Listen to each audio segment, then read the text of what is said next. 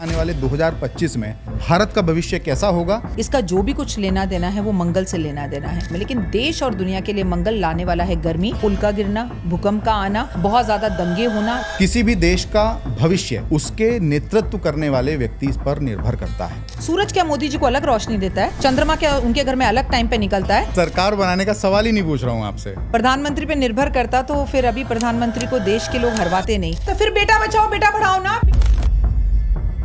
आप डांट रही हैं मुझे।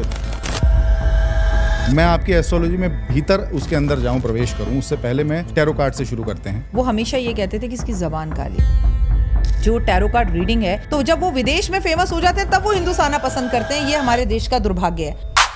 3 तालियों से शिवजी प्रसन्न होते हैं। मेरे पास ऐसी कोई डिग्री नहीं है। गुरु शब्द से आपत्ति इसलिए क्योंकि गुरु के साथ में बहुत सारी चीजें खुद ब खुद आती हैं जिसको कि आप अडॉप्ट नहीं कर सकती। लेकिन कहते हैं ना, पानी पियो छान कर, गुरु बनाओ जान कर। हमारे यहाँ तो बिल्ली को शुभ ही नहीं मानते। बिल्ली राहु से जुड़ी हुई है। स्लोगन दिया, बेटी पढ़ाओ बेटी बचाओ। पहले मैं लोगों को ये नहीं कहती कि शनि मंदिर जाओ, शनि पे तेल चढ़ाओ। 6 बजे तक तो देश में मंदिर भी नहीं खुलते। मेरी इस शक्ल से मेरी उम्र का अंदाजा लगाना मुश्किल है थोड़ा। आपको मेरा स्वभाव कोमल लग रहा है? हाँ जी, बिल्कुल नहीं। Ram Ram. How you connected on over the phone call with a person who is getting reading from you? ये विद्या भी भारत की थी। शब्दों का कितना महत्व है आपके जीवन में? अपने हस्बैंड को खूबसूरत शब्दों से बुलाएं। मैं तो आपको कई वर्षों से देखता हुआ आ रहा हूँ। पापा को आई लव यू भी बोलती होगी तो ऐसा लगता होगा लठ मार रही हो। और ये शुक्र महिला का कैसे मजबूत हो? महिलाओं को तो स्वयं भगवान भी कुछ नहीं कर सकते। हमारे चारों तरफ 4 दिशाएं और 4 दीवारें हैं। फेंग शुई क्या है बेसिकली? चाइनीज कहते हैं ना दीवार तोड़ो ना पेंट बदलो, वहाँ पर एक सामान रखो। पति और पत्नी भी तो आजकल एक दूसरे को सोना, बाबू, बच्चा, डार्लिंग, स्वीटी ये सब कहते हैं। ये मुफ्त है, इसमें पैसा नहीं लग रहा। मेरी माँ मुझे आज भी लाला कहती हैं। आज अगर मैं एस्ट्रोलॉजर हूँ तो इसका क्रेडिट टोटली जाता है मेरे हस्बैंड को। तो आपके चेहरे की जो रौनक है वो 4 गुना नहीं बल्कि 50 गुना बढ़ जाती है। हमारे सभ्यता में पति का नाम नहीं लेना चाहिए। क्या करेंगे उस बेटे का जो अपनी माँ को की हत्या कर देता गेम खेलने से मना करने पे?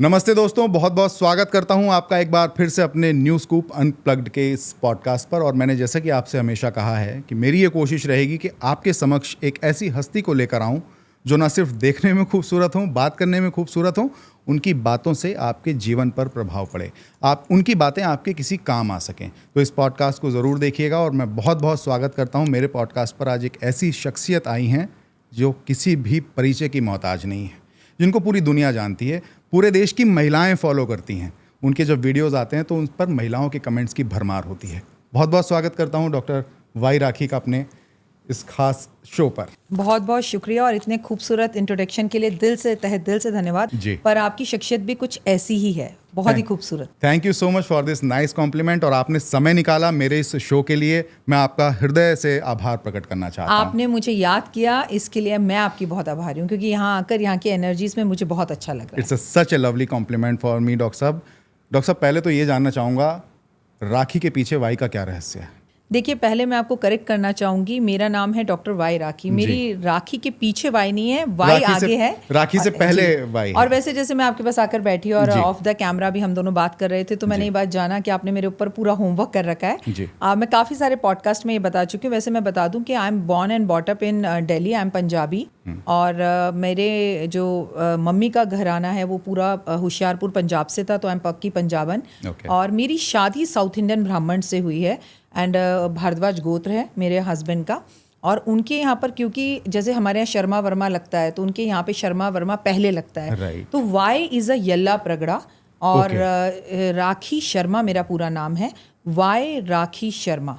सो उनके यहाँ पर यल्ला प्रगड़ा पूरा ना लगाकर वाई लगाया जाता है। जैसे मैंने कई पॉडकास्ट में बताया, अगर मैं अपने हस्बैंड का पूरा नाम आपको बताऊं तो it is YVLN Suresh, Yalla Pragada Venkatesh Lakshmi Narasimha Suresh. Right. ये इसलिए मेरे नाम के आगे वाई लगता है। It is a south Indian name. मुझे धमाल मूवी याद आ गई आपके हस्बैंड का नाम सुन के।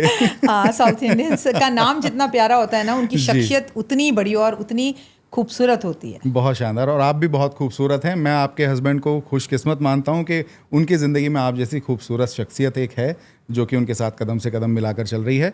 डॉक्टर साहब, ये बताइए कि आपको एक पंजाबी हैं, आप पंजाबी फैमिली से, पक्की पंजाबन जैसा आपने कहा, ये एस्ट्रोलॉजी में आने की प्रेरणा कहाँ से हुई आपको? देखिए, मैं कभी एस्ट्रोलॉजर नहीं बनना चाहती थी, नेवर। मैं जब थोड़ा सा होश संभाला, हर बच्चे से जब कोई पूछता है आप बड़े होकर क्या बनना चाहते हो, तो मेरा सिर्फ एक ही जवाब होता था कि टीचर। और हमारे पास, मैं वनस्थली विद्यापीठ राजस्थान एशिया के नंबर 1 हॉस्टल में पढ़ी हुई हूँ, और मैं क्लास 6 में हॉस्टल चली गई थी। इलाहाबाद यूनिवर्सिटी से मैंने अपनी ग्रेजुएशन की है, वो भी मैं बता दूं कॉरेस्पॉन्डेंस, इलाहाबाद भी नहीं जा सकती थी, हम बहुत गरीब परिवार से हुआ करते थे। जब मैं 12th कर वापस आई तो मैंने फ्लाइट एविएशन एकेडमी हैदराबाद में एयर होस्टेस ट्रेनिंग करी, कोर्स किया, जॉब भी करी, लेकिन मेरा कभी भी मन नहीं था कि मैं ज़िंदगी में कभी भी एस्ट्रोलॉजर बनूं। लेकिन बचपन से मैं जो भी बोलती थी वो बात सही हो जाती थी। जब मैं पैदा हुई तो मेरे फादर ने मेरा नाम लक्ष्मी रखा था। दे नेवर कॉल मी राखी, वो मुझे लक्ष्मी बोलते थे। राखी नाम स्कूल का था। तो वो कहते थे कि जब से तुम अपनी मदर के पेट में आई थी तो मेरा काम बहुत अच्छा चलता था, बहुत अच्छा था सब। तो मैं हमेशा कहती थी मैं टीचर बनूंगी। तो मेरा भक्ति की तरफ बहुत रुझान था। इसका क्रेडिट मैं शायद अपनी माँ को भी मानती हूँ। मेरी माँ भी कार्तिक नहाती थी तो मैं उन्हें देखती थी, मेरी नानी कार्तिक नहाती थी, तो मैंने अपने घर में पूजा पाठ का माहौल देखा। हम गुरुद्वारे भी जाते थे, मैं अपनी मम्मी के साथ मंदिर भी जाती थी, हमारे यहाँ सोमवार के व्रत रखे जाते थे। तो जब मैंने ज़्यादा पूजा पाठ शुरू करी तो मेरी फैमिली ने कहा भाई ऐसे तो ये बच्चा पूजा में ज़्यादा जा रहा है, इसे उठाकर हॉस्टल फेंक दो, इसकी पूजा पाठ बंद हो जाएगी। मेरी मदर ने कहा ठीक है, मुझे हॉस्टल छोड़ाई। जब हॉस्टल होती थी तो वहाँ पर बिहार की लड़कियाँ ज़्यादा थी। वहाँ क्या होता था, कद में थोड़ी छोटी होती थी लड़कियाँ, और मैं ढील ढाल में पंजाबन, लंबी पतली दुगली और बड़ी लंबी हाइट। तो मेरे को वार्डन्स कहती थी, इसको प्रिंसिपल जो बुलाती थी और कहती थी इसको प्रेयर मॉनिटर बना दो, इसको विंग्स होती थी वहाँ रूम्स की, विंग मॉनिटर बना दो, इसे क्लास मॉनिटर बना दो। तो मुझे लंबू को बुला के लाओ ऐसे बोलते थे। तो वहाँ पर जाकर मैं प्रेयर कराती थी, फिर मुझे भक्ति मिल गई। वहाँ पे सामने तुलसी का पौधा लगा था, उसमें मैं दिया जलाती थी। मतलब स्थान बदलने से भक्ति कभी नहीं बदलती, वो चीज़ें कहीं ना कहीं आ जाती हैं। एग्जैक्टली।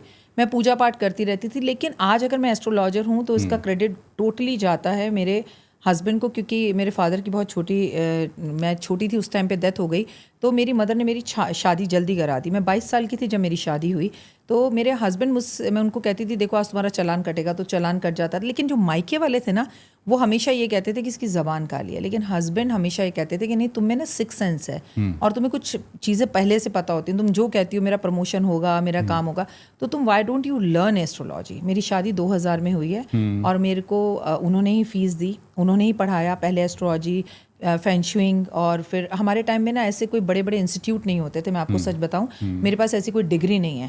और प्रैक्टिस इज मोर इम्पोर्टेंट। हाँ, तो हमारे पास गुरु आते थे घर में हमें पढ़ाने के लिए, जैसे पहले हुआ करता था, राइट। और फेंगशुइंग के लिए एक गुरुजी थे, वो भी घर आके पढ़ाते थे। रेकी करी, वो भी एक गुरुजी थे, वो घर आके पढ़ाते थे। तो धीरे धीरे मेरे हस्बैंड जो थे नाइट ड्यूटी में थे, वो जी में काम करते थे और LG में काम करते थे। तो उसके बाद हम लोगों ने, मैंने पढ़ना शुरू किया, वो ऑफिस से आते थे, मैं प्रैक्टिस करती थी। ऐसे धीरे धीरे प्रैक्टिस करते करते, और मैं फ्री थी क्योंकि अब मम्मी रोकती नहीं थी पूजा करने के लिए। पूजा पाठ भक्ति करते करते एस्ट्रोलॉजी में मैं कब आ गई। एक टीवी शो मिला, वो हिट हो गया, दूसरा मिला, और आज माता रानी की कृपा से देश के सभी बेहतरीन न्यूज़ चैनल्स पे मैं काम कर चुकी हूँ। वो आप जानते ही हैं, बताने की जरूरत काम कर रही हैं आप अभी भी। एग्जैक्टली। तो इस तरह से मैं एस्ट्रोलॉजर बनी। मेरा कभी सपना नहीं था, बट हाँ, ये एक सपना पूरा हो गया कि मैं अब टीचर बन गई। मैं स्कूल में तो नहीं पढ़ाती हूँ, लेकिन हाँ, अब मैं बच्चों को। But you are a life guru now. आप अब जिंदगी को लोगों की संवारती हैं, उनको रास्ता बताती हैं, सजाती हैं उस रास्ते को। लेकिन एक बात यहाँ करेक्ट करना चाहूंगी, प्लीज गुरु नहीं कहिए मुझे। I am the host and दोस्त। मैं आपको एक बात बोलूं, गुरु बहुत बड़ा शब्द है, और सच बोलूं मैं आपको तो 10 बार मरकर भी मैं जन्म ले लूं तो मैं गुरु बनने के लायक नहीं। ऐसा नहीं तो नहीं कि गुरु शब्द से आपत्ति इसलिए क्योंकि गुरु के साथ में बहुत सारी चीजें खुद ब खुद आती हैं जिसको कि आप अडॉप्ट नहीं कर सकती। आपको मैं बताऊं, जो गुरु आज देश में बने बैठे हैं वो भी उन चीज़ों को अडॉप्ट नहीं करते जो गृहस्थी में रहकर मैं अडॉप्ट करती हूँ। इसमें मुझ में मैं नहीं है। आपने शब्द बोला, इसीलिए मैं आपको ये बात बोल रही हूँ। हो सकता है कि माता रानी ने मुझे शक्ति दी हो। मैं 3:30 बजे उठती हूँ। देश का कौन सा पंडित 3:30 बजे उठता है? आप मंदिर जाइए, 6 बजे तक तो देश में मंदिर भी नहीं खुलते, ठीक है। तो ऐसा नहीं है मैं गुरु, लेकिन कहते हैं ना, पानी पियो छान कर, गुरु बनाओ जान कर। जब मैं गृहस्थ में रह रही हूँ, मेरा एक बच्चा है, मैं संसारिक जीवन को भोग रही हूँ, तो मैं गुरु नहीं कह सकती अपने आप को। गुरु बहुत बड़ी बात है। गुरु बनने के लिए 7 जन्म लेने पड़ेंगे। अपनी विद्या पर, अपने उसमें अहम कभी नहीं होना चाहिए। मैं आज भी आपको कह रही हूँ, मैं एस्ट्रोलॉजी अभी सीख रही हूँ, मैं न्यूमरोलॉजी अभी सीख रही हूँ। मैं तो इसका कोई अंत नहीं है। हाँ, सीख ही नहीं सकता कोई भी कभी भी। And practice make man perfect. कुछ चीजें तो हमें हमारे गुरु ने सिखाई, उससे नहीं आई। जब हमने अपनी जिंदगी में से उतारा, जैसे मैं आपको कहूंगी आप सोमवार के व्रत रखो, तो मैं कभी नहीं कहूंगी कि जाओ और सोमवार के व्रत रखो। पहले मैं सोमवार के व्रत रखती हूँ, फिर उसके इफेक्ट्स देखती हूँ, फिर सामने वाले को बोलती हूँ। मैं खुद 3:30 बजे एग्जैक्टली तो मैं आप उस भाव में मुझे गुरु कह सकते हैं। पहले मैं लोगों को ये नहीं कहती हूँ कि शनि मंदिर जाओ, शनि पे तेल चढ़ाओ। पहले मैं खुद अंधेरे में सुबह 3:30-4 बजे मंदिर जाके तेल चढ़ाती हूँ, उसके बाद मैं लोगों को ये बात बोलती हूँ। तो आपको नहीं लगता अगर कोई व्यक्ति किसी को कुछ सिखा रहा है, समझा रहा है, रास्ता दिखा रहा है, पथ प्रदर्शित कर रहा है, तो उसको हमें गुरु की संज्ञा देनी चाहिए? आजकल तो स्कूल में भी पढ़ाने वाले बहुत सारे टीचर्स को मैं गुरु नहीं मानती। लोग बहुत प्रैक्टिकल हो चुके हैं। देखिए, गुरु हुआ करते थे, गुरु के लिए फिर गुरु जैसी, अगर मैं गुरु बनने लायक नहीं हूं तो मैं आपको एक बात कहूंगी, बहुत से लोग आज ऐसे हैं जो हमारे शिष्य बनने लायक भी नहीं है। क्योंकि अगर आपकी एक प्रेडिक्शन गलत हो गई या आपकी कही हुई बात जाओ तुम्हारे को नौकरी लग जाएगी और सपोज नहीं लगी, तो आप लोग ऐसे कपड़ों की तरह गुरु बदलते हैं। गुरु को कभी बदला नहीं जाता। गुरु क्या होता है, आप रामायण देखिएगा, गुरु क्या होता है राम जी से पूछिएगा। गुरु माँ बाप तो एक ही हो सकते हैं। एग्जैक्टली। तो बस आप गुरु शब्द, ना तो हम गुरु बनने के लायक हैं और ना ही हमें ऐसे शिष्य मिलने वाले हैं। तो गुरु नहीं, मैं हूं आपकी होस्ट दोस्त डॉक्टर वायरा की, आपका स्वागत, अभिनंदन है। बहुत बढ़िया। आपका टीवी का जो एक्सेंट है बहुत जबरदस्त लगता है मुझे। मैं आपकी एस्ट्रोलॉजी में भीतर उसके अंदर जाऊं, प्रवेश करूं, उससे पहले मैं आपकी एस्ट्रोलॉजी के प्रवेश द्वार पर रुकता हूं। टैरो कार्ड से शुरू करते हैं जी। आपने टैरो कार्ड्स को क्यों प्रमोट किया इंडिया में? क्या मतलब है आपके हिसाब से टैरो कार्ड्स की? उत्पत्ति कहाँ से हुई? एक सवाल में 3 प्रश्न मेरे निहित हैं। देखिए, मेरी कोई हैसियत नहीं कि मैं टैरो कार्ड को इंडिया के अंदर जो लेकर आऊं, प्रवेश कराऊं, और ऐसी दुनिया की कोई भी चीज़ नहीं है जो हिंदुस्तान में पहले नहीं थी। याद करिए, मैं आपको याद दिलाती हूँ, हम जब अपने मम्मी पापा के साथ पार्क में जाया करते थे तो वहाँ एक तोते वाला बैठा होता था। अब आप कभी कभी राजस्थान के होटल्स में जाइए, वो आपको तोते वाला मिलेगा। वो तोता एक कार्ड निकालता था और वो कार्ड निकालकर हमें भविष्य बताना शुरू करता था। उसमें बड़े चित्र होते थे, उसमें कई बार जो है अष्ट भी बने होते थे, 8 बनाए, 9 बनाए, नंबर न्यूमरोलॉजी, और चित्र बने हुए थे राजा रानी के, सीता जी के, राम जी के, काली माँ के, दुर्गा के, गणेश जी के, और वो उन चित्रों को पढ़कर हमारा भविष्य बताना शुरू कर देता था। विदेश क्या है? कुछ भी नहीं है। भारत से शुरू हुए टैरो, वो थे देश के पहले टैरो, हिंदुस्तानी टैरो। आपको पता है अभी भी दुर्लभ कहीं कहीं पर आपको हिंदुस्तान के राम और सीता के पुराने टैरो देखने के लिए मिलेंगे। वहां से टैरो की उत्पत्ति हुई। लेकिन भारत का दुर्भाग्य, हम कभी किसी चीज को मानते नहीं है। आप हमारे सारे सिंगर्स को देख लो, विदेश में जाके, कनाडा में जाकर वो अपने कॉन्सेप्ट करते हैं। अब तो शुरू हुआ है कॉन्सेप्ट भारत में होना, ठीक है। तो जब वो विदेश में फेमस हो जाते हैं तब वो हिंदुस्तान आना पसंद करते हैं। ये हमारे देश का दुर्भाग्य है। वो फॉरेन गए, वहां पर उन्होंने हमारे भगवानों की तस्वीरें हटा के राजा रानी की तस्वीरें लगाई, कुछ तीरों की तस्वीरें लगाई, कुछ अंग्रेजों की तस्वीरें लगाई, और वो टैरो के नाम से उन लोगों ने उसे बना दिया और भारत में लौट कर आ गए। और हमने बड़े शान से उन्हें एक्सेप्ट कर लिया, वरना ये विद्या भी भारत की थी। और जो आजकल आप टीवी पे सुनते हैं ना, भारत एक विश्व गुरु बनेगा, बनेगा? भारत एक विश्व गुरु था, भारत विश्व गुरु है और जिंदगी भर रहेगा। बनेगा क्या होता है? तो हमारे यहां से सारी कलाएं निकल कर गई हैं। किसी की इतनी हैसियत नहीं कि कोई कुछ बनाए। सारी विद्याएं, जो विद्याओं को हमने छोड़ दिया उन्होंने आजमा लिया। अब देखिए, हमने भगवान को छोड़ दिया, हमने साड़ी को छोड़ दिया। अब अंग्रेज हरे राम हरे कृष्ण हरे राम करते रहते हैं। जब वो थक जाएंगे तब हम वापस अपना लेंगे। तो भारत से ही सब कुछ मिला है। जो टैरो कार्ड रीडिंग है वो भारत में ही सबसे पहले तोते वाले के साथ शुरू हुई थी, और जो स्टिल आज भी है। आज भी है। अच्छा, आप कैसे रीडिंग करती हैं? फ़ोन कॉल्स पे, वीडियो कॉल्स पे, आप 1-to-1 मीटिंग में कंसल्ट करती हैं? ये 3 तरीके होंगे टैरो कार्ड करने के। बिल्कुल। मैं एक प्रश्न आपसे पूछता हूँ, how you connected on over the phone call with the person who is getting reading from you? कैसे कनेक्ट करती हैं? अगर वो बंदा मेरे पास नहीं भी है और आप मेरे पास आए और आप मुझसे बोलते हैं मेरी वाइफ की जॉब नहीं लग रही है, ठीक है, आप और आपकी वाइफ एक ही एनर्जीज हैं, आपने अपनी वाइफ को लिया, हम दोनों के साथ इस वक्त इस कमरे में वो भी आ गई, उनका नाम आ गया, ठीक है। हम बात करें अमिताभ बच्चन की, अमिताभ बच्चन वहाँ पर है, सलमान खान वहाँ पर है, बड़े बड़े टैरो कार्ड रीडर या बड़े बड़े एस्ट्रोलॉजर बैठकर उनकी भविष्य बताने लगते हैं, मोदी जी का भविष्य बताने लगते हैं। The person is not there, right. और ये भी नहीं मालूम कि जो नेट पर उन लोगों की डेट ऑफ बर्थ है वो कितनी सही है। आप मानते हैं बात? लेकिन हम बताते हैं, जब भी हम कुंडली के अंदर या हम टैरो खोलते हैं किसी का, तो उसकी एनर्जीज, उसका नाम हमारे साथ कनेक्ट हो जाता है, और उस कनेक्ट पर हम कार्ड उठाते हैं। और किसी भी टैरो कार्ड रीडर की इतनी बिसात नहीं है, ऊपर वाला खुद आपको एनर्जीज देता है। ये सारा ब्रह्मांड खेल है एनर्जी का, पॉजिटिव नेगेटिव। क्वेश्चन भी एक एनर्जी है, राइट, मेरा आंसर भी एक एनर्जी है। तो आप जब उस बंदे का नाम लेके मुझसे सवाल पूछते हैं या अपना नाम लेके मुझसे सवाल पूछते हैं या फोन पे मुझे कनेक्ट करते हैं, तो आई कैन हियर यू, मैं तुम्हें सुन सकती हूँ। जब मैं आपको सुन सकती हूँ तो आपका जवाब भी दे सकती हूँ। तो आपकी एनर्जीज को कनेक्ट कर सकते हैं, right. Tarot always is the energies. Card क्या है? एनर्जी। एक टैरो कार्ड की एनर्जी, एक पूछने वाले की एनर्जी, वो पास हो या ना हो, इससे कोई फर्क नहीं पड़ता। कोई फर्क नहीं पड़ता। बिल्कुल है। शब्दों का कितना महत्व है आपके जीवन में? शब्दों का ही महत्व है आपके, मेरे और पूरी दुनिया की जिंदगी में। जब मोदी जी आए तो उनके शब्दों से तो वो आ गए। शब्द ही हैं जो सब कुछ जीवन में करते हैं। शब्द ही हैं जो तलवार नहीं कर सकती, वो शब्द कर देते हैं।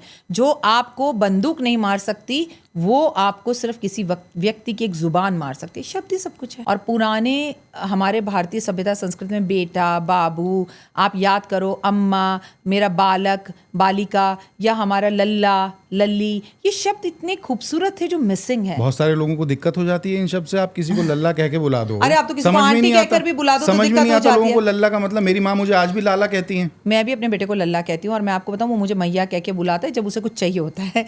यहाँ मैं आपको एक बात बता दूँ, आप आंटी कह के भी बुलाओ तो प्रॉब्लम हो जाती है। लेकिन मेरा लकी आंटी करके एक टीवी प्रोग्राम आता था, काफी छोटी थी मैं, तो वहाँ के प्रोड्यूसर ने कहा बोलो उनको आपको लक्की दीदी क्या है। मैंने कहा आंटी में क्या प्रॉब्लम भाई, आई हैव नो प्रॉब्लम। आपको सामने वाला गाली नहीं दे रहा ना, मार तो नहीं रहा ना, aunty is a beautiful word. कोई कैसे भी बुला रहा है, सम्मान दे रहा है, आप उसकी खूबसूरती देखो। And age is just a number. Yes. Is it? आप मानो तो आप बूढ़े हो, आप मानो तो बच्चे हो, आप मानो तो जवान हो, आप मानो तो जवानी में भी आप बेकार। पति और पत्नी भी तो आजकल एक दूसरे को सोना, बाबू, बच्चा, डार्लिंग, स्वीटी ये सब कहते हैं। वो तो सब कुछ बेकार है। सोना, बाबू, डार्लिंग, जानू, आनू, मानू, बाबू, सब बेकार है। रिस्पेक्टेड वर्ड्स हैं, आप उनके आगे जी लगाएं, वो आपके आगे जी लगाएं। क्योंकि देखिए जब एक एज पैटर्न हो जाता है, जब आप 70 साल के हो जाओगे, आपकी 2 बहुएं जवान आपके सामने खड़ी होंगी, आप मेरी इस बात को गहराई से समझिएगा। और आप अपनी वाइफ को क्या बोलेंगे, जानू जरा लाना, बहू भी मजाक उड़ाएगी, बुढ़ापे में बुढ़े का दिमाग खराब हो गया, राइट? अपना मजाक उड़ाने वाला काम मत करें। अपने हस्बैंड को, अपने जो घर के सदस्य हैं उनको खूबसूरत शब्दों से बुलाएं। जैसे माँ का लाड जब होता है, माँ, एक बच्चा बहुत बड़ी कंपनी में काम कर रहा है और वहां जाके क्या, लड्डू, मैं तेरे बच्चे को क्या लगता है, मम्मी यहाँ लड्डू मत बोलना, राइट? तो इसी तरह सब एक एज पैटर्न के बाद ना हस्बैंड वाइफ को they should call a beautiful names. जो आपका नाम है उससे हमारे सभ्यता में पति का नाम नहीं लेना चाहिए, लेकिन हम उन्हें एक अच्छे नाम से बुला सकते हैं। जैसे हमारी मम्मी कहती थी, अब्बू के पापा, रमेश के पापा, महेश के पापा, वो उतना बोलने की जरूरत नहीं। सुनिए जी आप आ रहे हैं, आपसे एक बात करनी थी। बहुत संबोधन वाले शब्द हैं, क्योंकि मैं बता दूं, एक औरत पति को घर में जितनी इज्जत देती है, एक पति अपनी पत्नी को घर में जितनी इज्जत देता है, उतना ही समाज में इज्जत का अधिकारी होता है। ये मुफ्त है, इसमें पैसा नहीं लग रहा। मीठा शब्द बोलिए, मीठा पाइए। आपको नहीं लगता कि आप जब थोड़ा सा गुस्सा करके बोलती हैं तो मुझे ऐसा लगता है कि आप डांट रही हैं मुझे, लेकिन जब आप स्माइल करती हैं तो आपके चेहरे की जो रौनक है वो चार गुना नहीं बल्कि 50 गुना बढ़ जाती है। आपको एक बात बताती हूँ। नहीं, मैं इसको अदरवाइज मत लीजिएगा मैम, मैं आपको एक कॉम्प्लीमेंट दे रहा हूँ। मैं आपको कॉम्प्लीमेंट दे रही हूँ। मेरा बेटा जो मुझे कॉम्प्लीमेंट देता है, कहता है इस दुनिया के अंदर 2 ही आवाजें, एक आपकी और एक अमिताभ बच्चन की। कह रहे मम्मी कभी कभी आपको नहीं लगता पापा को आई लव यू भी बोलती होगी तो ऐसा लगता होगा लठ मार रही हो। अब वो स्टाइल हो चुका है, बात करने का तरीका हो चुका है। और कई लोगों को सच में लगता है कि मैं उनसे लड़ रही हूँ, but this is my style. मैं लड़ नहीं, और मुझे नॉर्मली गुस्सा बहुत जल्दी नहीं आता, लेकिन जब आता है तो तौबा तौबा। मैं कोशिश करती हूँ कि सामने वाले को मैं पहले समझाऊं, 1 बार 2 बार 3 बार। लेकिन मेरी माँ हमेशा मुझे एक बात बचपन में समझाती थी कि बेटा किसी से लड़ना मत, लेकिन अगर कोई लड़े तो मार खा के घर आना मत, फिर मुंह तोड़ कर आना।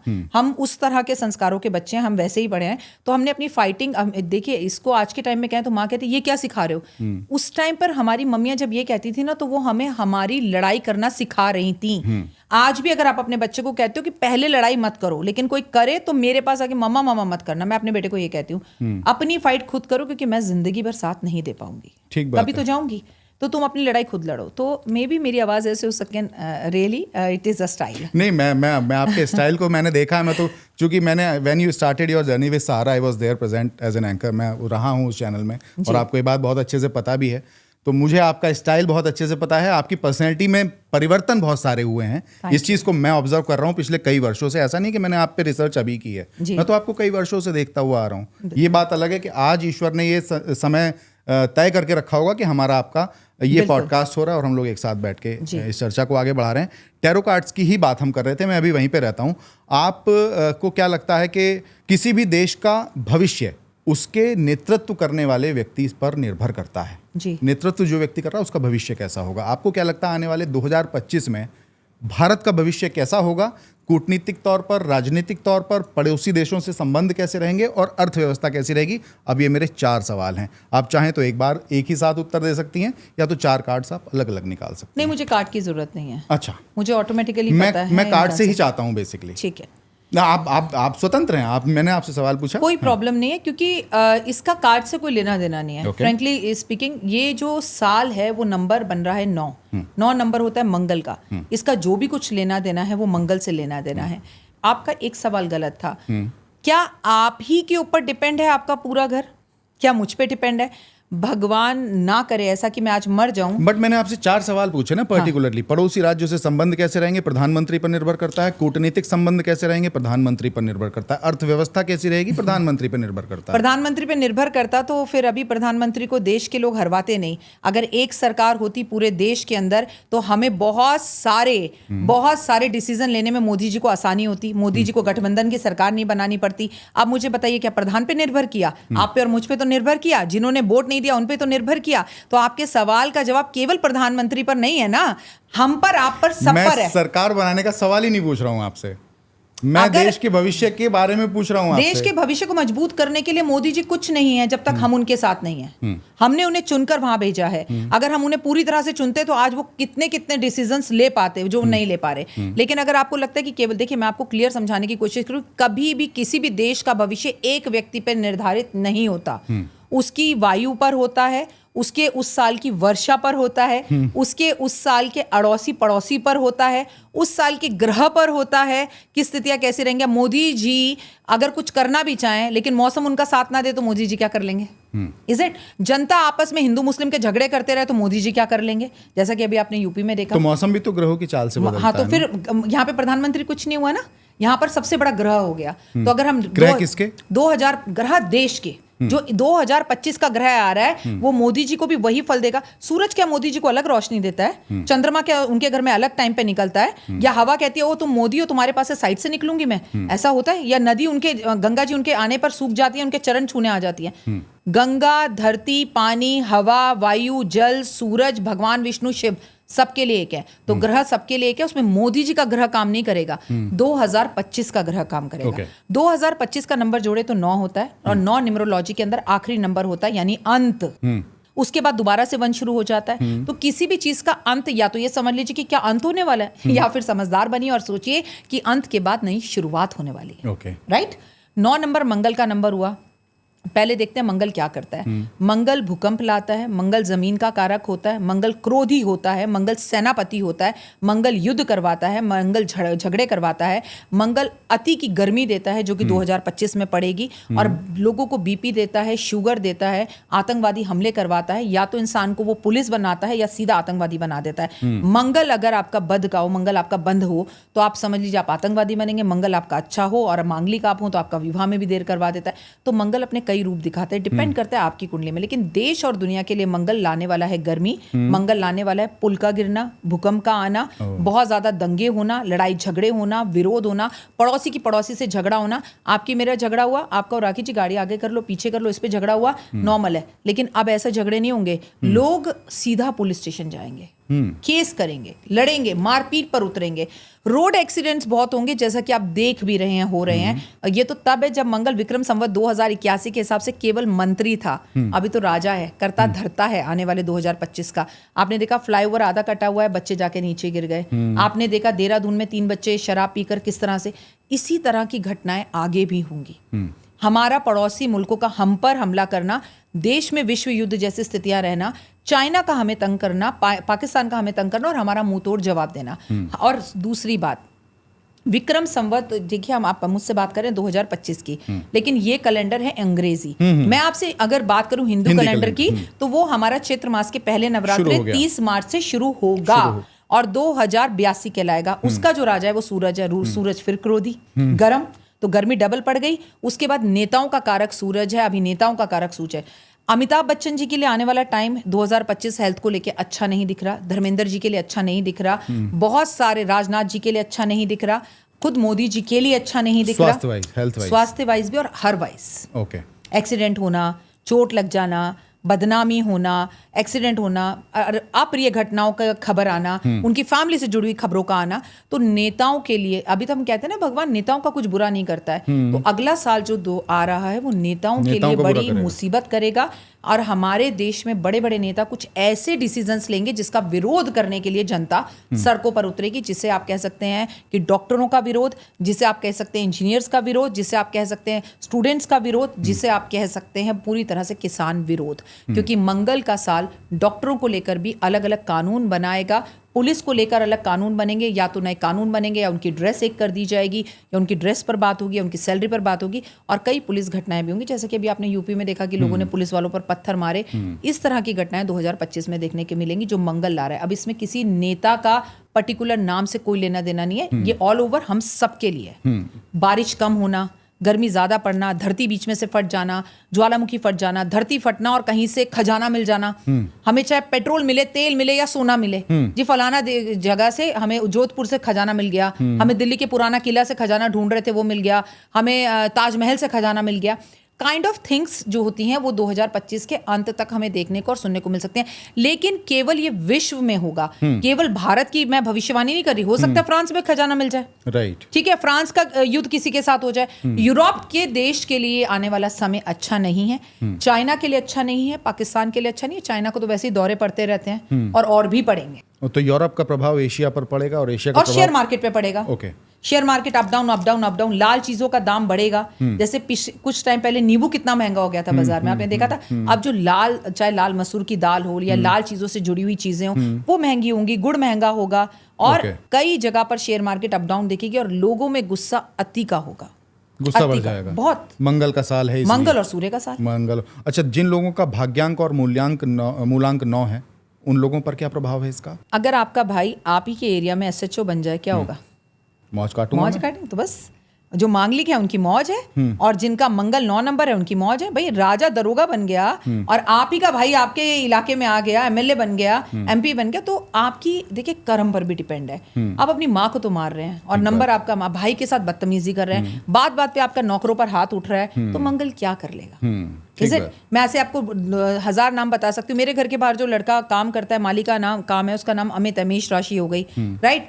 अमिताभ बच्चन जी का भी नाम अमित है, फिर वो अमित, इतना फर्क क्यों? अपने अपने कर्म भी तो हैं भाई 100 साल के, वरना इस दुनिया में तो सबको ही अमिताभ बच्चन नाम रख के अमिताभ बच्चन बन जाए, ऐसा थोड़ी होता है। कर्म प्रधान है इस देश में, इस दुनिया में, इस पूरे विश्व के अंदर। जो करोगे वो पाओगे, कर्मा रिटर्न। जिन्होंने अपने मम्मी पापा के लिए सेवा की है उनकी तो हुए 2025 में बल्ले बल्ले है। और जिन्होंने अपनी वाइफ को मारा, पीटा, नौकरों को मारा, माता पिता को घर से निकाला, वो सजा काटने के लिए मंत्री आ रहा है। अब मंत्री बनाता है सख्त सख्त रूल्स।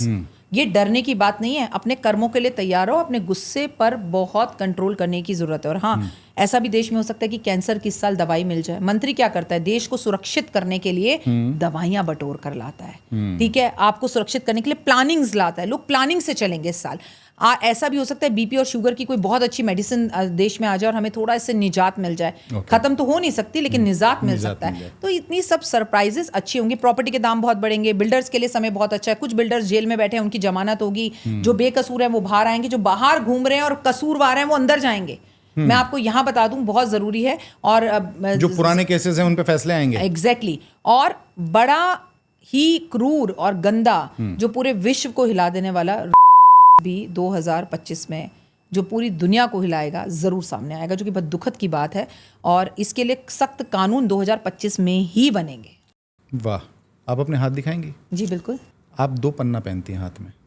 हाँ, इसका रीज़न ये है कि ये मैंने सोने में पहना हुआ है और ये मैंने हीरे में पहना हुआ है। तो ये पहले मैंने पहना, फिर इसके रिजल्ट्स देखे, फिर हीरे के साथ उसको शुक्र के साथ मिलाकर पहना, फिर उसके रिजल्ट्स देखे, फिर लोगों को रिकमेंड किया। मैंने आपसे कहा ना, मैं वही करती हूँ जो पहले खुद पर एप्लीकेबल करती हूँ और उसको एग्जामिन करती हूँ। एग्जैक्टली। मैं एक बार एक ज्योतिष सभा में गई और वहाँ पर हमारा कॉन्फ्रेंस चल रहा था, ब्रेक हुआ, एकादशी थी, तो सबने बोला खाना खाओ खाना खाओ खाना खाओ।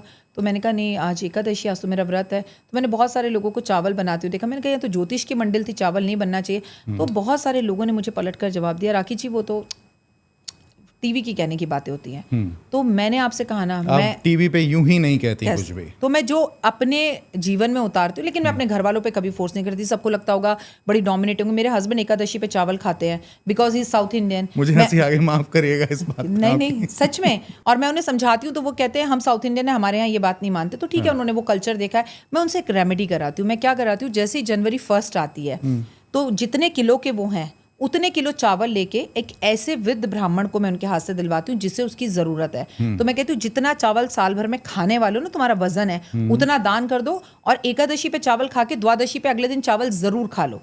ऐसा है कि इसका फिर तुम्हें पाप नहीं लगेगा। और देखिए, किसी से, जैसे महिलाएं कहती हैं हम ना अपने हस्बैंड को आपकी कई रेमेडी बताते हैं, वो सुनते नहीं है, तो मैं कहती हूँ जबरदस्ती की गई चीज वॉमिटिंग हो जाती है। अगर वो श्रद्धा से करते हैं तो कराओ, जबरदस्ती कुछ नहीं है। जैसे मैं आपको खुद बोल रही हूँ, मैं 3:30 उठती हूँ, लेकिन मेरे हस्बैंड 9 बजे उठते हैं। कोई जोर जबरदस्ती नहीं है, जब उनका दिल करे। कभी उनका दिल करता है, कहते हैं मैं भी कल चलूंगा तुम्हारे साथ, तो वो उठ जाते हैं 6 बजे। मैं रील बना देती हूँ कि आज तो कितने बजे? हस्बैंड मैं 7:30 बजे, 7:30 और मैक्स टू मैक्स 8। मैं चाहूँ नहीं चाहूँ, मैं जहाँ होंगी मैं खुद सो जाऊंगी, क्योंकि अगले दिन उठना है, वो आदत बन चुकी है। ऐसा नहीं, मैं शादी में भी जाती हूँ, मैं मेहंदी में भी जाती हूँ, बट वो बड़ा डेंजर होता है मेरे लिए, क्योंकि मैं उबासियां लेती रहती हूँ, मुझे नींद आती रहती है। तो लोग सोचते होंगे बोर हो रही हैं बैठी हुई। और मैं बोर होती हूँ एक्चुअली। तो मेरी ऐसा नहीं है, बहुत मुश्किल होता है मेरे लिए शादियों में जाना। लेकिन फिर मेरी माँ ये कहती है तुम नहीं जाओगी तो देव की शादी में कौन आएगा। तो मैं बड़े गर्व से कहती हूँ, इतने सारे यूट्यूबर्स हैं, मेरा परिवार है, मेरा संसार है, एक फ़ोन करेंगे सब आ जाएंगे। ओह, बहुत बढ़िया। व्यक्तित्व का आपके जीवन पर क्या प्रभाव पड़ता है? Your personality speaks. आपने जैसे कहा कि लोग सोचते होंगे कि मैं बहुत ज़्यादा डोमिनेटिंग हूँ। हाँ। हमारा जो हम जैसे दिखते हैं जी, हम कभी कभी वैसे होते भी हैं जी। लेकिन इस डोमिनेटिंग नेचर, क्या आपको लगता है कि पति का या पत्नी का परिवार के संतुलन को बनाए रखने के लिए भी कहीं ना कहीं ज़रूरी है? डोमिनेटिंग होना ज़रूरी नहीं है, मुझे लगता है डिसिप्लिन होना ज़रूरी है। बस शब्द इंग्लिश के 2 हैं, इन्हें थोड़ा सा समझने की कोशिश है। मैं आपसे डोमिनेट होकर 2 दिन चीज़ करवा सकती हूँ, लेकिन डिसिप्लिन होकर और डिसिप्लिन का रीज़न समझाकर, हमारे पास इतनी कहानियाँ हैं, इतनी अच्छी अच्छी बातें हैं। अगर एक बच्चे को एक बात बता रहे हो, हस्बैंड को एक बात बता रहे हो, साथ में कहानी साथ में बता दो, रीज़न बता दो, बंदा मान ही जाएगा। लेकिन हमें खुद में पेशेंस नहीं होते। और आज की तारीख में प्लीज़ कोई किसी से डोमिनेट नहीं होता, मैं नहीं मानती। पत्नी अपना कमाती है। को बरकरार रखने के लिए डोमिनेट होना जरूरी नहीं है? नहीं, डोमिनेट होने की कतई कहीं भी जरूरत नहीं है। टीचर आज डोमिनेट नहीं हो सकता, बच्चों को मार नहीं सकता। मुझे लगता है कि आप सामने वाले अपने परिवार से कहो, देखो कल एकादशी है और हमें ये काम करना चाहिए, हमें जल्दी उठ के पूजा करनी चाहिए, आगे आपकी मर्जी। वो क्या, अच्छा ठीक है उठा देना। फिर आप जब उठाने जाओगे वो उठेंगे नहीं, तो आपको कोई बात नहीं, प्रभु मैं तुम्हारी तरफ से कर लेती हूँ। और वैसे भी आपने कहावत सुनी है, पूरे घर को नाचने की जरूरत नहीं होती। अमिताभ बच्चन अकेले काम कर रहे हैं, ऐश्वर्या कर रही है, अभिषेक कर रहा है, मैम कर रही है, नहीं कर रही, चल रहा है ना घर। एक बंदा अकेला है। अगर एक कहते ना, हे कृष्णा कर रहा है तू और मेरा नाम हो रहा है, करने वाले तो वो गोपाल बैठे, हम सब की औकात क्या है, वो कर रहे हैं, सृष्टि चल रही है। तो अगर आप अपने घर से अकेले पुण्य का काम कर रहे हैं, पूरा घर जो है सज जाएगा। लेकिन आप सुबह उठते ही अपने घर में कलेश कर रहे हो, तुम उठते नहीं हो, तुमने क्या समझा, मैं ही करती हूँ, मैं ही ये वाली, तो इससे क्या मिल रहा है भाई? इससे तो घर खराब हो रहा है। उससे तो अच्छा 9 बजे आके अच्छे से पति का माथा चूम के, बच्चे का माथा चूम के उसे उठाओ, चलो चलो उठो, चलो मुस्कुराते हुए दिन की शुरुआत करो। जिंदगी में और टेंशन्स कम है।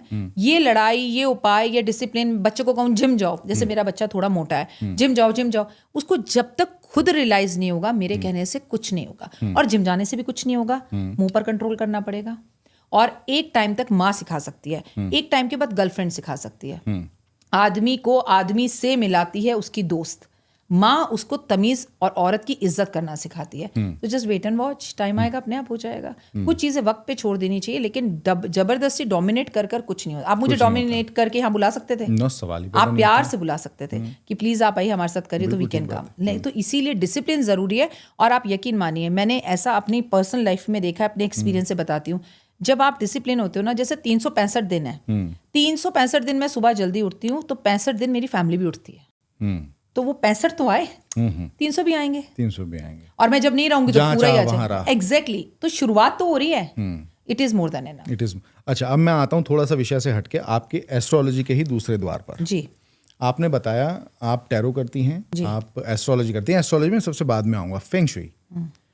फेंग शुई क्या है बेसिकली, पहले तो ये समझाइए, फिर उसके बाद में जानूंगा इसकी गहराइयों को। ये कमरा है, इसे देखिए, 1 2 3 4, हमारे चारों तरफ 4 दिशाएं और 4 दीवारें हैं। जब आप अपने घर को व्यवस्थित, फेंग शुई क्या है उसे समझाने के लिए पहले मेरे को वास्तु समझाना पड़ेगा, राइट? तो अगर आप अपने घर को चारों दिशाओं के हिसाब से व्यवस्थित रूप से बनाते हैं, उसे हम वास्तु कहते हैं, जिसमें तोड़फोड़ होती है। लेकिन आप अपने घर को बिना तोड़फोड़ के और वास्तु से बनाते हैं उसे फेंग शुई कहते हैं। और वास्तु हिंदुस्तानी है और फेंग शुई चाइनी है, चाइनीज है। बस इतना ही फर्क है कि हम तोड़ फोड़ करके भाई ये दीवार तोड़ो, ये शान कोण नहीं है, इस दीवार को तोड़कर फिर दोबारा से बनाओ, ये पेंट बदलो। लेकिन चाइनीज कहते हैं ना दीवार तोड़ो ना पेंट बदलो, वहां पर एक सामान रख दो, बस हो गया वास्तु सही। तो वो फेंग शुई आइटम आप रख दीजिए और उससे आपकी वो रेमेडी पूरी हो गई। एग्जैक्टली। ओके। जैसे आप अगर कुछ भी, आपका एक बंदे का 4x4 का कमरा है, वो उसी में रहता है, उसे मंदिर रखना है और बगल में बेडरूम है, रात को सोएगा भी, अब वो क्या करे? अब वो तो अब गरीब है, परेशान है, मजबूर है, उसको उसी कमरे में 4x4 में अपनी जिंदगी बितानी। हमने भी ऐसे कमरे में अपनी जिंदगी बिताई है। तो फेंग शुई उसे कहता है कि अपने बेडरूम और मंदिर के बीच में कर्टन लगा दो। ओके। तो यानी कि ये चाइना की पद्धति है, चाइना से आती है। आपको चाइना से प्यार है? नो। तो फिर आपने कैसे कह दिया चाइना की पद्धति? आपने कहा ना चाइनीज मानते हैं। कार्यक्रम की शुरुआत में मैंने बोला चाइनीज मरकर 10 बार जी जाएं। आज जो चाइनीज खा रहे हैं, पी रहे हैं, कर रहे हैं, कमा रहे हैं, जो भी उनके पास पद्धति है सब भारत से गई है। ये हमारी पद्धति है। चाइनीज ने सिर्फ सामान बनाकर अपना नाम दिया। अपने पिक्चरें देख लीजिए, चाइनीज तो जितने भी अपने कराटे जूटे सब करते हैं वो भी भारत से लेकर गए, उनका कुछ नहीं है। हमारी कमकम कैट कौन सी है फिर? देखिए ऐसा है, कैट हमारी है। कमकम कैट कौन सी है? हमारी कमकम कैट। हमारे यहाँ तो बिल्ली को शुभ ही नहीं मानते। कौन कहता है शुभ नहीं मानते? जो जिसको नहीं पता वो नहीं मानता बिल्ली को शुभ।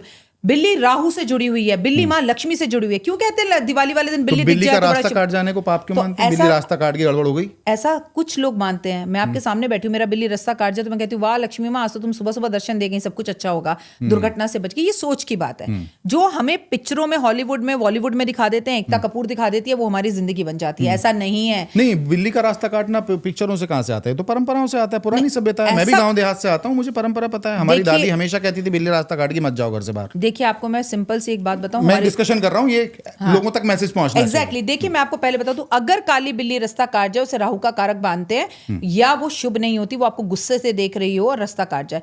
कोई और ऑरेंज कलर की बिल्ली, व्हाइट कलर की, अगर बिल्ली रास्ता काट जाती तो दुनिया पागल है। लाखों लाखों लोग अपने घर में बिल्लियों को पाल रहे हैं। क्यों पालते? देखिए गांव वाले तो ये भी कहते थे बेटी को मत पढ़ाओ, गांव वाले तो ये कहते थे पति मर गया चल भाई बैठ जा उसके अर्थी पर और हो जा सती। गांव की बातें छोड़ दीजिए। कुछ भ्रांतियां उस टाइम पर थी, उसको अब हमने सही किया है और हमें वक्त के साथ बदलना चाहिए। बिल्ली का रास्ता काटना कभी गलत नहीं होता।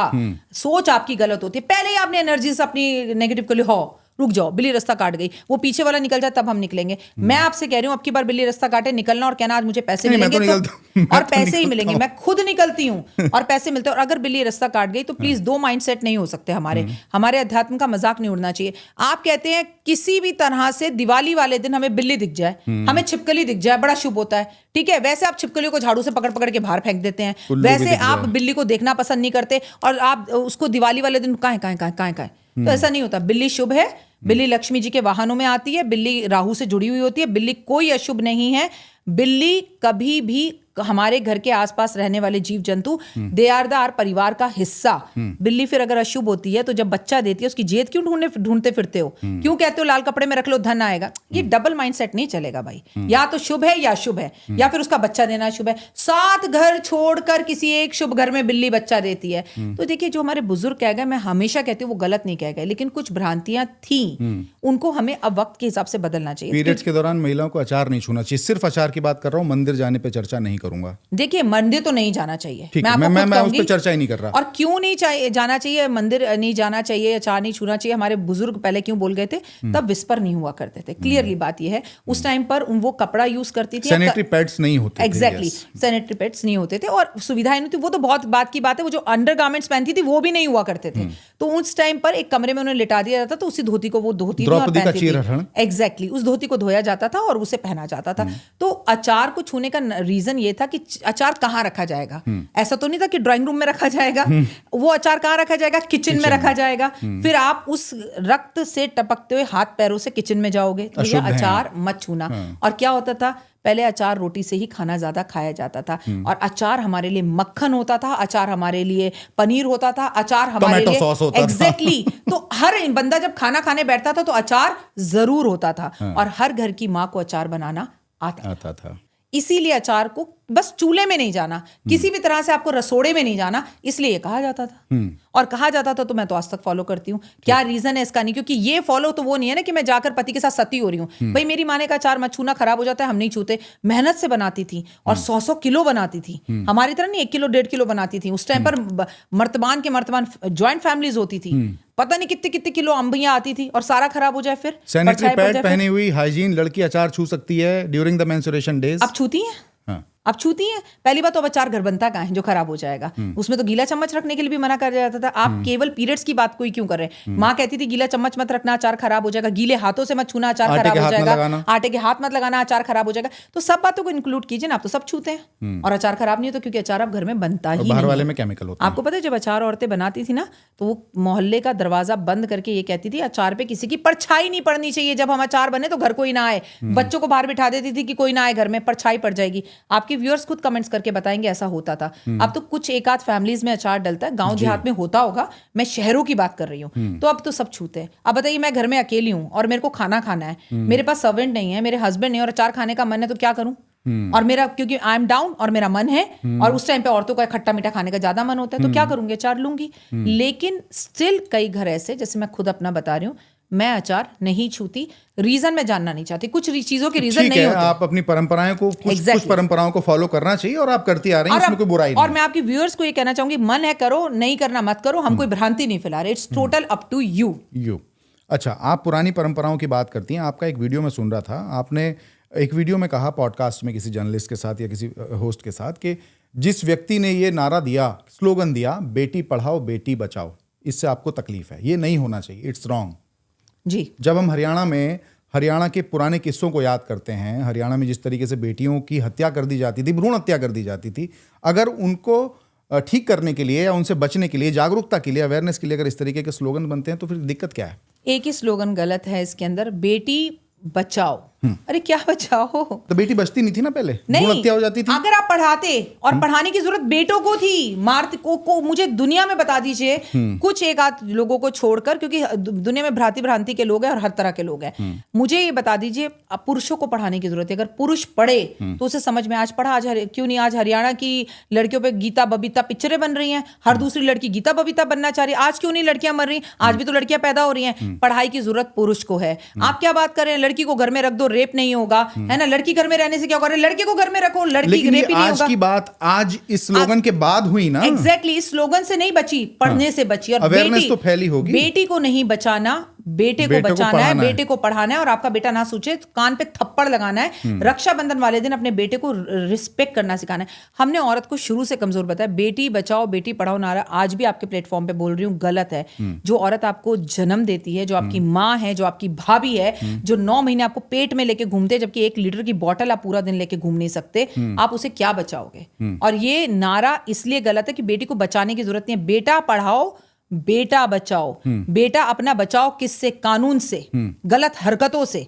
इसीलिए मेरे को इस स्लोगन गलत लगता है। दुश्मनी तो बेटियां थी। बेटी की हरियाणा के किस्से नहीं पता आपको? मुझे हरियाणा के किस्से, मुझे हरियाणा के किस्से पता है। हाँ। घर के अंदर एक सास है, बेटी पैदा होने पर सास को बहू, वो तो आज भी कहते हैं औरत की। हाँ। लेकिन क्यों? क्योंकि जो घर का पुरुष था उसको इस चीज से प्रॉब्लम हुआ करती थी। आप देखें तो पुरुषों को प्रॉब्लम ज्यादा हुआ करती थी। आप क्या बात कर रहे हैं? मेरे पास आज भी इतनी महिलाएं आती हैं। मैं 2024 में बैठ के आपसे बात कर रही हूँ कि उनके हस्बैंड ने उन्हें छोड़ दिया क्योंकि उन्हें बेटी हुई। उनके हस्बैंड उन्हें मार रहे हैं क्योंकि उन्हें बेटी हुई। उनके हस्बैंड अपनी बेटी को मार रहे हैं क्योंकि उन्हें बेटी हुई। तो फिर ऐसे में ये स्लोगन क्यों गलत है? तो स्लोगन गलत है। फिर बेटा बचाओ बेटा पढ़ाओ ना, बेटे को पढ़ाओ कि बेटी कितनी जरूरी है। बेटा तो पैदा हो ही रहा है। मार कौन रहा है? छोड़ा किसने? पति ने। मार कौन रहा है अपनी बेटी को? पति मार रहा है। मार कौन रहा है? पिता। हाँ। तो बेटी कैसे बचाओगे? तो ये स्लोगन उन जाहिलों के लिए ही तो है ना। बेटी बचाओ बेटी पढ़ाओ नहीं, यहाँ पर स्लोगन ये होना चाहिए, समझाना चाहिए, बेटा पढ़ाओ बेटा समझाओ। माँ, अगर मेरा एक बेटा है, मैं उसे बचपन से ये बात समझा रही हूँ कि तुझे लक्ष्मी चाहिए तो तू लक्ष्मी जी की पूजा कर, पैसा चाहिए, ज्ञान चाहिए, सरस्वती की पूजा कर। ये हम सब समझाते हैं, आप भी समझाते हैं। क्यों हम ये नहीं समझाते कि दुनिया की हर औरत, आपके घर की मेड हो, आपके घर की बीबी हो, आपकी माँ हो, आपकी मौसी हो, आपके ऑफिस में कुलीग करने वाली काम हो, लड़कियां बड़ी कोमल होती है, उनसे तमीज से बात करो। लड़कियां अगर हैं, शक्ति है तो शिव है, अन्यथा कुछ नहीं। क्यों नहीं स्कूलों में ये शिक्षा लड़कों को दी जाती? लड़कियों को तो आज ये शिक्षा दी जा रही है। देखिए, अगर आप गहराई से समझे तो मैं आपको एक बात बताऊं, दुनिया का कोई माइका लाल ऐसा नहीं है जो बेटी बचाओ बेटी पढ़ाओ का नारा लगा सके। ये नारा जब बनता है तो औरत कमजोर है, बचाओ, औरत कमजोर है, बचाओ, वो अनपढ़ है, उसे पढ़ाओ। कम से कम अब तो बदल दो। चलो, जब उस टाइम पे हालात ये थे, अब तो गीता बबीता निकलाई हरियाणा से, अब तो बदल दो, अब तो बेहतर कर दो। आपको पता है देश की क्या हालत हो रही है? पहले हम हमेशा बेटियों के लिए बोलते रहे, आज यही हालत देश में बेटों की है। और मुझे दुख है इस बात का कि कुछ दिन बाद हम कहेंगे बेटा बचाओ, क्योंकि जिस तरह से लड़कियां कमाने जा रही हैं, जब कॉन्फिडेंस उनका बढ़ गया है, उतने ही तकलीफ में आज लड़के काम छोड़ देते हैं। पत्नी अगर कमा रही है, घर बैठ जाते हैं कि वे कमा रही है, मैं घर संभाल लूंगा। इसमें कोई बुराई नहीं है, लेकिन बेटों के साथ भी वही चीजें आज हो रही हैं। क्या करेंगे उस बेटे का जो अपनी माँ को की हत्या कर देता है गेम खेलने से मना करने पे? देखिए, आपका उसका तो फिर सीधा कनेक्शन किस पे जाता है? फोन पे। Is it? मैं बार बार, आपने देखा तो अपनी वीडियो में एक ही बात बोलती हूँ, भगवान करे जैसे कोविड आया, ऐसी कोई बीमारी, ऐसा कोई रोग इस फोन में आ जाए, भले लोग मेरी वीडियो ना देख पाए, आपकी ना देख पाए, कोई फर्क नहीं पड़ता, लेकिन अगर देश बचाना है तो फोन छोड़ना पड़ेगा। अगर फोन छोड़ना है तो ऐसा कानून इस देश में मोदी जी को लाना होगा। क्यों आज सारे टीचर्स आलसी हो गए हैं कि ऑनलाइन क्लासेस में आपके टीचर्स को ये बात बोलनी चाहिए कि आपके बच्चे की ऑनलाइन क्लासेस सिर्फ लैपटॉप पर होंगी, कोई व्हाट्सएप ग्रुप नहीं होगा। आपको पता है, आप और मैं डायरी लेके आते थे, पेरेंट्स के साइन करवाते थे, आज टीचर ने ये बोला है। आजकल सब कुछ व्हाट्सएप ग्रुप में आता है। स्कूलों के ऊपर हमारे देश की सरकार क्यों नहीं नजर कर रही? क्या आपको नहीं लगता कि हर स्कूल में ये बोलना चाहिए, there is no WhatsApp groups, there is diary होनी चाहिए हर रोज के, आपको बच्चे की बातें उसमें लिखनी है, पेरेंट्स से साइन करवाना है। हमारे टाइम में भी होता था, अब क्यों नहीं होता? कंफर्ट जोन में ना। हाँ, तो फिर कंफर्ट जोन में सरकार कहां सो रही है? क्यों? अगर अपने देश के इस युवा को बचाना है, बच्चे को बचाना है, आप 5 मिनट रेड लाइट पे रुक जाइए और आप अपनी गाड़ी के दाएं और बाएं देखिए, हर एक बंदे की नजर नीचे होगी। उन्हें जगाना पड़ेगा। और ये काम मैं करती हूँ। रेड लाइट पे मेरे आगे खड़े तो मैं कहती हूँ, देख लो भाई, फोन देख लिया तो उठ जा, हो गई ग्रीन, चल दे। फोन रीजन है उसका, बेटी बचाओ बेटा बचाओ नहीं है। और फोन पर कानून आना चाहिए। जिस तरह से 18 साल से पहले के लड़के को शराब नहीं मिल सकती, सिगरेट नहीं मिल सकती, फोन भी नहीं मिलना चाहिए। 18 वर्ष से पहले फोन भी नहीं मिलना चाहिए। होना चाहिए। और एक्चुअली ये जब तक होगा ना, जब तक बहुत देर हो चुकी होगी, और हो चुकी है। फ्रेंकली स्पीकिंग, आज बच्चा अपनी माँ को मैसेज करता है, माँ खाने में पिज्जा बना देना, माँ आज मैं लेट आऊंगा। पहले ऐसा नहीं होता था। ट्रंक कॉल पर भी हम घंटों बैठे रहते थे, हाय कॉल से कॉल आएगा, हाय कॉल आएगा। वो अपनापन, वो बात करने की वो जस्तुजू। आप आज डिनर करने जाओ, 4 लोग खाने पर बैठे होंगे, चारों अपने अपने फोन में होंगे, nobody will talk to each other. Dining table पे बैठ के भोजन नहीं करते लोग आजकल। घर में डाइनिंग टेबल होती है लेकिन बैठते नहीं। आप तो डाइनिंग टेबल पे घर पे बैठने की बात कर रहे हैं, मैं तो कह रही हूँ एट द प्रेजेंट भी माइंड से लोग डाइनिंग टेबल पे होटल रेस्टोरेंट में नहीं होते। वो कोई गाना नहीं सुन रहा, कोई देख नहीं रहा, दाल कैसी है नहीं है, टक टक टक टक टक लगे, हाँ टक टक टक टक लगे, माँ नहीं रोक रही, खुद माँ कर रही है तो बच्चों को कैसे? अच्छा, मुझे लगता है विषय थोड़ा सा आपके लिए सेंसिटिव था, आप थोड़ी सी इसकी गहराइयों में चलेगी। मैं थोड़ा सा मूड बदलता हूँ, शुक्र पे बात करता हूँ। जी करिए। आपने चूंकि महिलाओं के लिए कहा, महिलाएं बहुत कोमल होती हैं, आपके दफ्तर में भी हैं, आपके घर में है। नहीं, महिलाएं कोमल नहीं होती, महिलाएं बहुत स्ट्रांग होती हैं। कोमल स्वभाव अब वो भी नहीं है महिलाओं का। कोई महिला का आपको मेरा स्वभाव कोमल लग रहा है? ना जी, बिल्कुल नहीं। नहीं है ना? राम राम। तो बिल्कुल कोई महिला कोमल नहीं होती, कोई स्वभाव कोमल नहीं होता। आज हर लड़की झांसी की रानी है, कल भी थी, और कल एक ताकत और शौर्य नहीं था, आज वो है, क्योंकि उसके पीछे एक ताकतवर भाई है, उसके पीछे एक ताकतवर देवर है, उसके पीछे एक ताकतवर ऑफिस में काम करने वाला कुलीग है, उसका पति है, उसका पिता है, जो उसको शक्ति देता है और बोलता है तू जा, हम तेरे साथ हैं, कॉल कर लेना। तो हर लड़की ताकतवर है। ठीक है जी, महिला ताकतवर है, मैं मानता हूँ इस चीज़ को। और मैंने बताया, मैंने अपना पॉडकास्ट शुरू जब किया था तो सबसे पहला पॉडकास्ट अपनी पत्नी के साथ किया था, और मैं अपना चाहता हूँ कि मेरा शुक्र बहुत अच्छा रहे, मजबूत रहे। अब मैं ये दर्शकों को बताना चाहता हूँ, आपके बताइए, अपने और आपके दोनों के दर्शकों को, कि महिला को किस प्रकार हम खुश रखें कि हमारा शुक्र मजबूत हो। और ये शुक्र महिला का कैसे मजबूत हो, बहुत सारे लोग सवाल ये पूछते हैं। पुरुषों का शुक्र तो चलो महिला को खुश करके ठीक हो गया, महिला का शुक्र कैसे मजबूत हो? महिलाओं को तो स्वयं भगवान भी खुश नहीं कर सकता। देखिए, ठीक है। और महिलाओं का शुक्र, मैं आज आपको जो बात बताने जा रही हूँ, तभी अच्छा होगा जब वो अपने पति को खुश रखेंगी, जब इज्जत देंगी, सम्मान देंगी।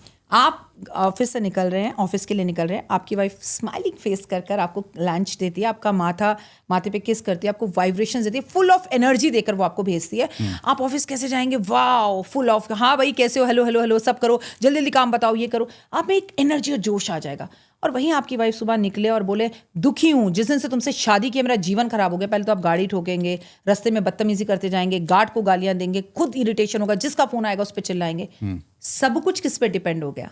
औरत पर। औरत पे। ये बिल्कुल नहीं कहूंगी मैं एक औरत होकर, मुझे इस बात से पूरा एतराज़ है कि आप हमें खुश रखें तो आपका शुक्र अच्छा होगा। जी नहीं, आपकी पत्नी आपको खुश रखे, आप खुश होकर ऑफिस जाए, बिल्कुल टेंस फ्री होकर जाएं, आपको कोई बच्चों की ट्यूशन की फिक्र ना हो, कोई बच्चे लाने हैं ले जाने हैं कुछ ना हो, वो भी वर्किंग है आप भी वर्किंग है, आप उनको 2 बार कॉल करें, खाना खाया वो आपको 2 बार करें कॉल, आप दोनों के बीच में एक जबरदस्त वाली अंडरस्टैंडिंग हो, उनका भी शुक्र अच्छा आपका भी शुक्र अच्छा।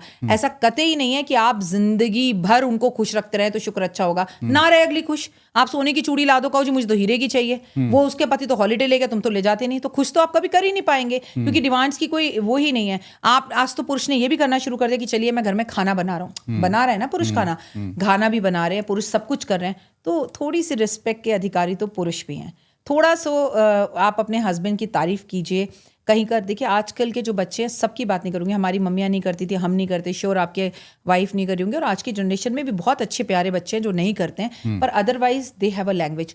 तू कब आ रहा है, तूने मेरा फोन क्यों नहीं उठाया? मुझे बहुत दिक्कत है इस शब्दावली से। What is the language? तुम कुत्ते से बात कर रही हो, पति से बात कर रही हो, ड्राइवर, मैं अपने ड्राइवर से भी तू करके बात नहीं करती हूँ। और ये इसमें ये जो है ना स्वैग समझते हैं, वो भी तो ऐसे बात करता है। Why don't you give to respect to each other? अच्छे शब्द भी तो है ना। हमारे तो माँ बाप ये कहते थे बेटा बच्चों से भी आप करके बात करो, हम ड्राइवर से भी आप बेटा आप प्लीज बेटा शब्द यूज कर लो, आप जानू बाबू यूज कर लो, बट तू तड़ाक ये तो मत करो। मुझे भी बहुत तकलीफ है व्यक्तिगत इस शब्दावली से, बहुत जिस दिन आपकी वाइफ आपको रिस्पेक्ट करेगी उसका शुक्र अच्छा हो जाएगा और ऑटोमेटिकली आपका अच्छा हो जाएगा। अच्छा, मतलब दोनों तरफ है, आप पत्नी की रिस्पेक्ट करिए, तो फिर पति ताली आपकी बजाकर दिखाइए, ये आप, ये मैं, ये मेरे हस्बैंड, 2 मिलेंगे तो 1 होगा। अगर आप नमस्ते करके दिखाइए, ऐसे तो कोई नमस्ते नहीं हो सकता। 3 तालियों से शिवजी प्रसन्न होते हैं। दूसरा क्वेश्चन है मेरा। बिल्कुल, हाँ बिल्कुल होते हैं। देखिए मैं आपको एक बात बताऊं, 3 तालियों से जिंदगी में आप खुद ही प्रसन्न हो जाते हैं। जब आप ताली बजाते हैं, आपकी पूरी बॉडी के अंदर इतनी वाइब्रेशंस उत्पन्न होती हैं। ताली की आवाज़ आपके जीवन में, आपके इस कमरे में बैठी हुई नेगेटिविटी को दूर कर देती है। क्यों सत्संग में ताली बजाई जाती है, क्यों किसी के वेलकम में ताली बजाई जाती है? तो ताली में कुछ चीज़ है, यानी कि हाथ से हाथ मिल रहा है, एनर्जी से एनर्जी मिल रही है, शुक्र मिल रहा है आपके साथ, गुरु से गुरु मिल रहा है शुक्र के साथ, तो चीज़ें बेहतर होंगी, तो सब प्रसन्न होते हैं। आप खुद ही कभी अकेले हों और बहुत डिप्रेशन में हो और आपको किसी सवाल का जवाब ना मिल रहा हो, तो 3 बार ताली बजा लेना जहाँ बैठे हो, तो आपके लिए क्लैपिंग हो जाएगी, फोन आ जाएगा जिसका वेट कर रहे थे, आपको खुद अच्छे से लगने लगेगा, 2 मिनट के लिए आपकी सोच बदल जाएगी। कोई इंसान सुसाइड करने जा रहा हो, वो 3 बार ताली बजा ले और कि बस एवरीथिंग इज गुड, और ब्रह्मांड से मुझे गुड न्यूज़ है, एवरीथिंग इज एनर्जी। तो क्या हुआ, जब आपने ताली बजाई तो वो जो सुसाइड का आपका मन था, वो नेगेटिविटी वहीं खत्म हो गई। किन्नर आते हैं हमारे घर में, तालियां बजाते हैं, किन्नर आके हमारे घर में, शुगर बीपी घुटनों की बीमारी नहीं होती उन्हें। सबसे बड़ी बात, वो हमारे घर की सारी बलाएं ले जाते हैं ताली बजा बजा कर, क्या क्या नहीं ले जाते और क्या क्या नहीं दे जाते दुआओं में। तो ताली में बात तो है, मतलब मेडिकली भी है, साइंटिफिकली भी है, और ज्योतिष भी है। और आप अकेले हैं तो आपका सबसे अच्छा दोस्त है ताली। आपको नेगेटिव विचार आ रहे हैं, no no no no no no, नहीं, तुरंत एनर्जीज चेंज हो गए, माइंड चेंज हो गया। नहीं, इसका सोल्यूशन हो सकता है, नहीं मैं कर लूंगा, मेरा ये कर्जा मैं उतार लूंगा, करके देखिए, जस्ट राइट। महिलाएं आपकी बहुत ज़्यादा फॉलोवर हैं। मैंने अपने पॉडकास्ट के प्रारंभ में ही इस बात को स्पेसिफाई किया था। आप बड़ी सी बिंदी लगाती हैं, बहुत खूबसूरत लगती है आपके ऊपर। मुझे लगता है बिंदी बनी ही आपके लिए है। आप मांग में सिंदूर भरती हैं, आपने चूड़ियाँ पहनी हैं, आपने बिछुए पहने हैं, आप पूरा जो एक सुहागन का श्रृंगार होता है, आपने उसको पूरी तरीके से अपने ऊपर लागू किया है जी। लेकिन लोग नहीं पहन रहे आजकल, शर्म महसूस करते हैं। कोई बात नहीं, ना पहने, जिससे उनको खुशी मिलती है, उनके हस्बैंड को खुशी मिलती है, वो चीज़ें करें। देखिए करना ज़रूर चाहिए, मैं हर पॉडकास्ट में बोलती हूँ, लेकिन कोई भी बात मैं अपनी बहू से ज़बरदस्ती करवाऊँ, उसका मन तोड़ कर करवाऊँ और उससे परेशानी हो, उससे अच्छा कि बस तू मुस्कुराती हुई जा, तुझे काम करना है कर, तुझे घर में रहना है कर। मैं अपने घर बहू लाई हूँ, नौकरानी नहीं लाई। If you don't want to make a food for your husband और for me, don't make it, हम रख लेते हैं, खाना बन जाएगा। ये तो ठीक है, ये तो वो बात हो गई कि उनको करना करें, जिसको जैसे खुश रहना वो वैसे खुश रहे। शुक्र करो, इसका रीजन क्या है, मैं ये पूछ रहा हूँ, इसे करने से प्रभाव क्या पड़ते व्यक्ति पे, क्योंकि आप एक एस्ट्रोलॉजर हैं। देखिए सिंपल सी बात बताऊं, ये हमारे चक्रास हैं। अगर आप सिंदूर लगाते हैं, आपके पति की उम्र लंबी होती है, आपका खुद व्यक्तित्व सही रहता है, दोनों भुवों के बीच में आपकी बिंदी रहती है, आप देखने में बहुत खूबसूरत लगते हैं, आपका व्यक्तित्व, आपकी पर्सनैलिटी खूबसूरत होती है। और जब किसी घर की महिला सुंदर लगती है, उसके पैरों में पायल होती है, बिछुआ होता है, वो छम छम करके घर से निकलती है, पति का मन अच्छा होता है, घर में सास ससुर का मन अच्छा होता है, उस घर में एनर्जीज आती है।